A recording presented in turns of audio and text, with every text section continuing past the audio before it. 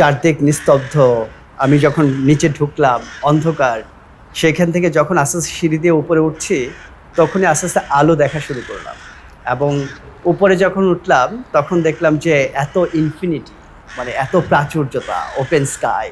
ঢাকা শহরে এটা আমার কাছে মনে হয় যে প্রাচুর্যতার একটা বিরাট এক্সাম্পল হতে পারে। সেই জায়গা থেকে বৃহত্ত মানে এই জায়গাটাকে, এটাকে রিসোর্স হিসেবে আসলে চিন্তা করেছিল। আমার খুব অদ্ভুত একটা আ গল্প এখন শেয়ার করতে পারি যে আমি এখানে ১ম আমি দেখেছিলাম যে মাদার অফ মিলিয়নস এমন একটা গাছ যে নিজেই নিজের মতো করে অসংখ্য গাছের জন্ম দিচ্ছে। সে তৈরি করে যাচ্ছে, সে সৃষ্টি করে যাচ্ছে।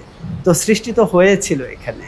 আমি শুধু ওইটাকে আমার সাথে বা আমাদের সাথে কানেক্ট করেছি এবং এটাই হচ্ছে সংযোগ। বৃহত্তর শুরু থেকে কিন্তু ওই ফিলসফিটাকে ধারণ করে যে শিল্প এমন একটা পরিবেশ তৈরি করবে যে পরিবেশের মধ্যে যে কেউ অন্তত আরাম পাবে।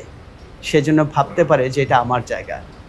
এই জায়গাটা আমার মনে হয় যে হাজারীবাগে বৃহত্ত জন্ম দিতে পেরেছে এবং এটাই আমাদের মুক্তি।